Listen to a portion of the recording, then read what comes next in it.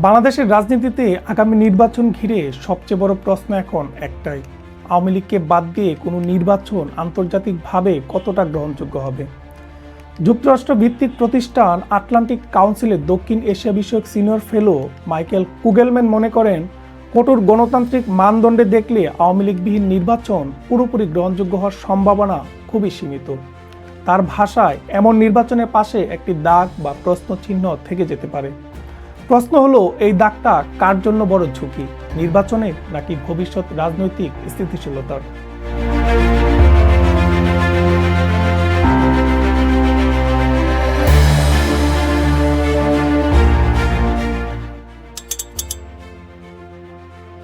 2014, 18 এবং 24 সালের এই তিনটা নির্বাচন শেখ হাসিনার নেতৃত্বে আওয়ামী লীগ নিরঙ্কুশ বিজয় পায়।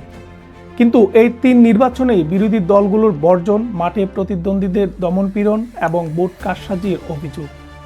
আন্তর্জাতিক পর্যবেক্ষকদের রিপোর্টে উঠে আসে এই তথ্যগুলো।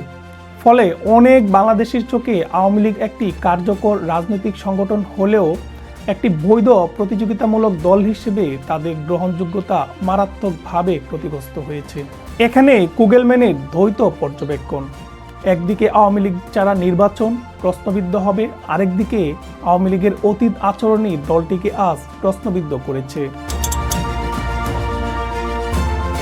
আন্তর্জাতিক অঙ্গনে নির্বাচন মূল্যায়নের ক্ষেত্রে সাধারণত তিনটি বিষয় দেখা হয়: অংশগ্রহণ, প্রতিযোগিতা এবং সহিংসতামুক্ত পরিবেশ। যদি প্রধান একটি ঐতিহাসিক দল নির্বাচন থেকে বাইরে থাকে, তাহলে অংশগ্রহণের মানদণ্ড দুর্বল হয়। কূটনৈতিক মহলে ধারণা করা হচ্ছে, এমন নির্বাচনের আন্তর্জাতিক স্বীকৃতি মিললেও তা হবে শর্ত সাপেক্ষ এবং সীমিত। অর্থাৎ সরকার গঠন সম্ভব হলেও বৈদেশিক চাপ, মানবাধিকার নজরদারি এবং কূটনৈতিক প্রশ্নচিহ্ন আগামী কয়েক বছর ধরে থেকেই যেতে পারে। বর্তমান প্রেক্ষাপটে বিএনপি ও জামায়াত দীর্ঘদিন দমনপীড়নের শিকার হওয়ার পর ক্ষমতার দৌড়ে এগিয়ে আসছে।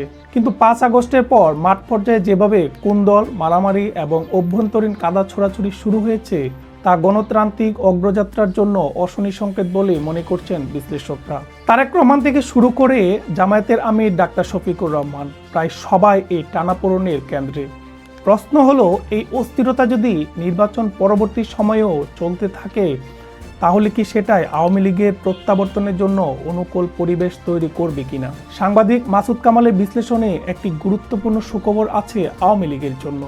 তার মতে, আগামী নির্বাচনে যে দলই ক্ষমতায় আসুক না কেন, তারা 3 বছরের বেশি ক্ষমতায় থাকতে পারবে কিনা এমন নিশ্চয়তা নেই।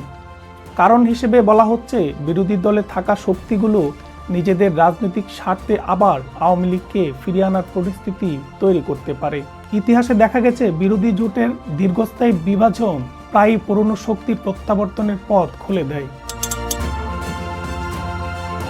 কুগেলম্যানের বিশ্লেষণে আওয়ামী লীগ এখন সরাসরি খেলায় নেই, কিন্তু তারা মাঠে আছে।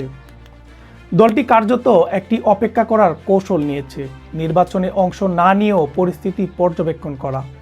শেখ হাসিনা রাজনীতিতে সক্রিয় থাকলে রাজনৈতিক সমীকরণের মধ্যেই থাকার চেষ্টা করবেন এবং ভবিষ্যতে উত্তরসূরি প্রশ্নে সজীব ওয়াজেদ জয়কে সামনে আনার সম্ভাবনা আলোচনায় আছে। এই কৌশলকে অনেক বিশ্লেষক রিজার্ভ বেঞ্চ পলিটিক্স বলছেন। যখন বর্তমান খেলোয়াড়রা ব্যর্থ হবে, তখন ফের মাঠে নামার সুযোগ তৈরি হবে। একসময় বিএনপিও দীর্ঘদিন রাজনৈতিকভাবে কোণঠাসা ছিল, কার্যকর আন্দোলন গড়ে তুলতে পারেনি। অথচ কয়েক বছরের ব্যবধানে দলটি আবার ক্ষমতার প্রধান দাবিদার পরিণত হয়েছে। দক্ষিণ এশিয়ার রাজনৈতিক ইতিহাস বলছে, বংশানুক্রমিক নেতৃত্বে গড়া বড় দলগুলো খুব কমই বিলুপ্ত হয়। তাই আওয়ামী লীগ বর্তমানে প্রায় স্থবির অবস্থায় থাকলেও আগামী কয়েক বছরের মধ্যেই তাদের প্রত্যাবর্তনের সম্ভাবনা পুরোপুরি উড়িয়ে দেওয়া যায় না। এই সম্ভাবনা কতটা বাস্তব হবে তা নির্ভর করবে প্রতিদ্বন্দ্বী দলগুলোর সাফল্য বা ব্যর্থতার উপর। আওয়ামী লীগ ছাড়া নির্বাচন আন্তর্জাতিকভাবে আংশিক গ্রহণযোগ্যতা পেতে পারে, কিন্তু তা দীর্ঘমেয়াদে স্থিতিশীলতা নিশ্চিত নাও করতে পারে। আবার বিরোধী রাজনৈতিক দলগুলোর অভ্যন্তরীণ কুন্দল ও সহিংসতা যদি চলতে থাকে, সেটাই ভবিষ্যতে আওয়ামী লীগের ফিরে আসার রাস্তা তৈরি করবে। প্রশ্ন হলো, বাংলাদেশের রাজনীতি কি এবার সত্যিকারের প্রতিযোগিতামূলক ধারায় ফিরবে নাকি পুরনো চক্রে ঘুরপাক খাবে? এর উত্তর দেবে নির্বাচন পরবর্তী বাস্তবতা।